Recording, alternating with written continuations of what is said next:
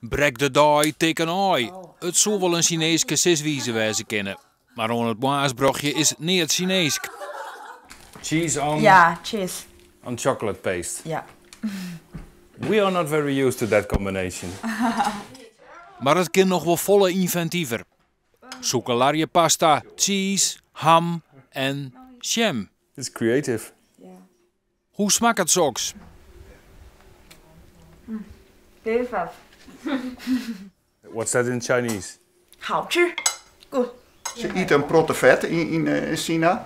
Nou ja, het is altijd ries, hè. Je eet dat 3 keer warm. En je probeert ze hier dus wat bij te brengen. Verhoor je het voedingspatroon een beetje. En sugars hoe je hem daarbij vullen. En dan zetten ze aan naar de trainingshal bij Tialf. Zwieren oefeningen, maar toch maar een soepeler regime als dat ze wend binnen.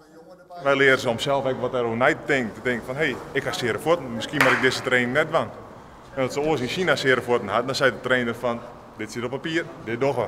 Maar een betere dosering gaat het lichaam langer mooi. Sowieso, dan geven ze aardig wat meer jaren mee. De oudsten in deze groep die melden al een jaar bis eruit west. Of ze les van de knibbels, al die blessures. En de jongeren die kennen gelukkig nog voor me. Verder leren ze een oren reetriet-techniek. Street hip. The hip. Push. Yeah. You're more, Push. the Dutch skate more from the hip. Yeah. Het grote cultuurverschil is de coaches opvallen bij gelijk zien de tankbarens van de topsporters. Ik ben steeds maar de beste Chinese ridder die we hier hebben, Li Belin, naar het ziekenhuis west. Die jongen die hier problemen al hier. Nou, lieken wat op meniscusklachten. Nou, ik ben de hele dag met die jonge paard west en Maries gaan maken. Die wordt na je week geopereerd, want er zit een schork in zijn meniscus. En hij kwam waarom en hij was zo dankbaar. Hij zei, zit die auto even waski. Dus dan stiet de beste ridder van, hè, omdat er sabliert is dat ze de hele dag met hem op paard bent. Ja, die was het dan mijn auto. Ik zeg Sven Kramer net de auto waski van Gerard Kemkes.